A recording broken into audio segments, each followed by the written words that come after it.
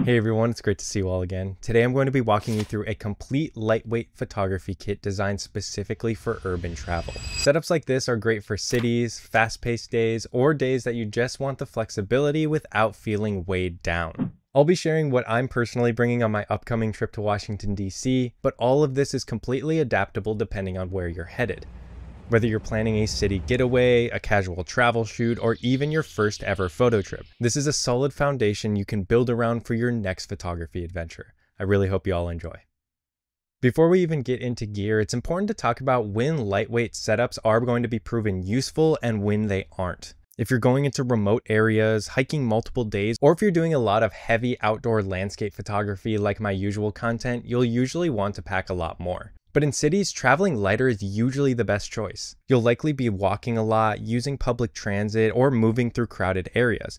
The goal is to stay mobile, comfortable, and quick to adapt without feeling physically exhausted by mid-afternoon. So first off, let's start with the bag. The bag that I'm going to be bringing on this trip is the Tenba Fulton V2 16-liter camera bag. Now this isn't my dream camera bag, especially for landscape photography. I'm still searching for that, but its low profile really works well in city or urban environments. It's slim and low profile, which makes moving through crowded sidewalks and busy metro areas way easier. There are a few key features that you want to look for in a travel bag, no matter what brand you go through. One is going to be the easy access. Side or back entry points save time and protect your gear so you don't have to dig around in your bag. A low visibility design can really save you. A non-flashy bag does draw less attention in cities. And probably the most important thing is the carry-on accessibility. You want something that fits underneath your airplane seat, so you're never forced to gate check expensive gear. I also pack all of my smaller items such as batteries, cables, and chargers into small packing cubes to stay organized.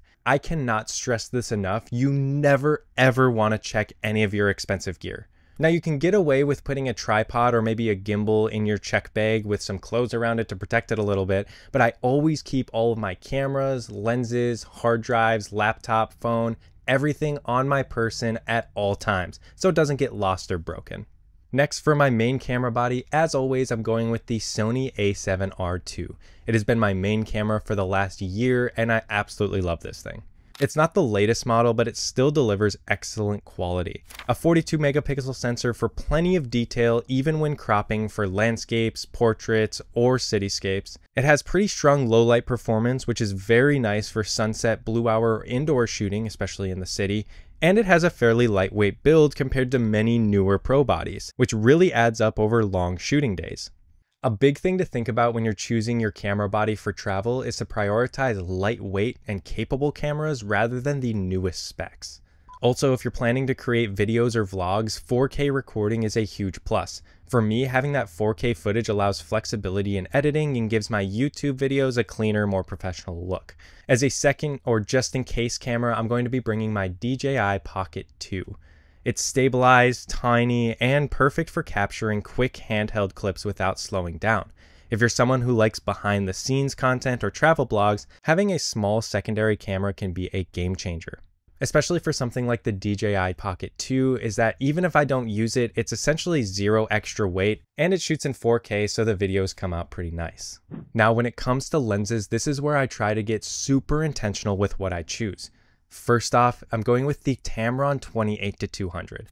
This lens covers everything I want. If I could only choose one lens to take as a Sony E-mount shooter, this is absolutely the one. 28mm is plenty wide for cityscapes, environmental portraits, or architecture, and you zooming in all the way to 200mm is plenty tight enough for detail shots, compressed scenes, or candid portraits. I used this lens the majority for my last major trip to Norway, and it never let me down. It's extremely sharp, versatile, and lightweight. If you're building your kit, think about choosing a lens that gives you a wide to telephoto range. It'll save you weight and also avoids constant lens switching.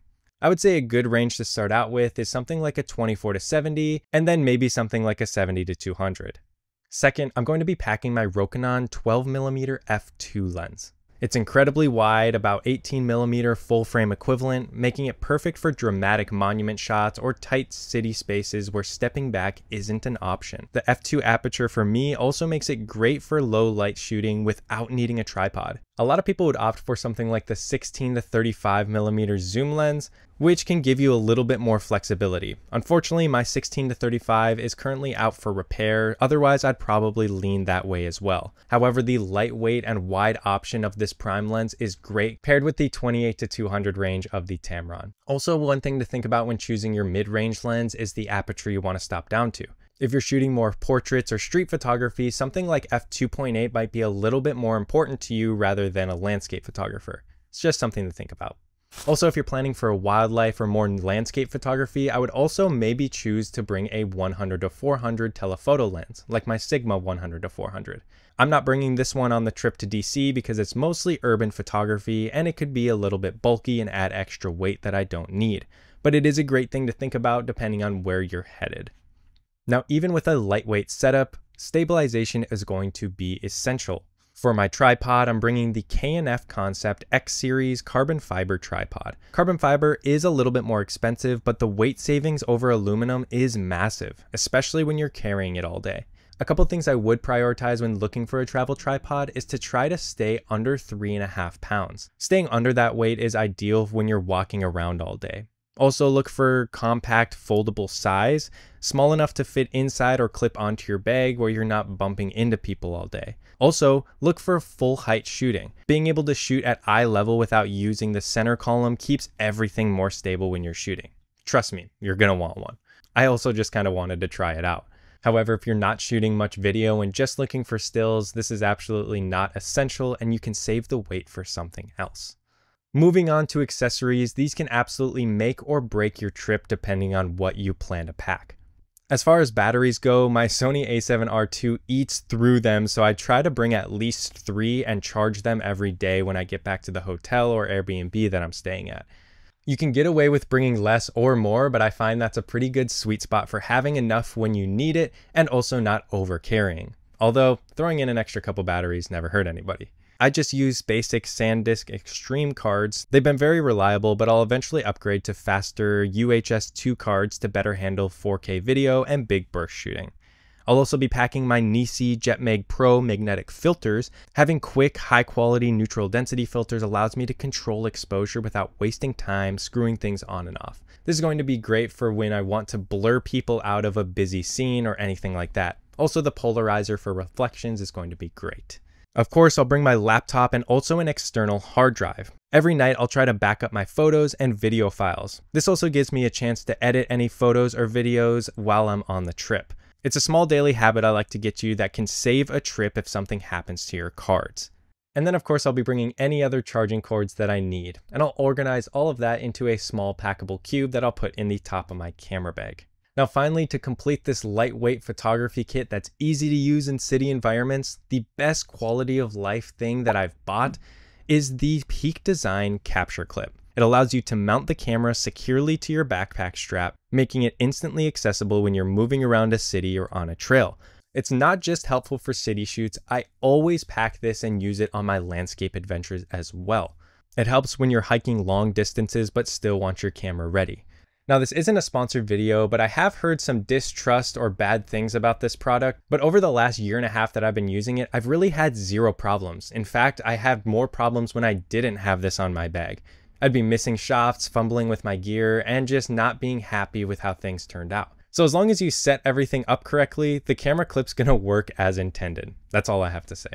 So that is my full breakdown of my lightweight photography kit that I'm going to be bringing on my next urban travel adventure. Building a setup like this is all about balancing portability, capability, and comfort based on your trip's goals. Hopefully this gives you some ideas about what gear to pack, but also how to think about building your kit for your next photography adventure. And let me know down in the comments what you bring on your lightweight travel adventures. Other than that, I really thank you all so much for watching, and I hope to see you in the next video.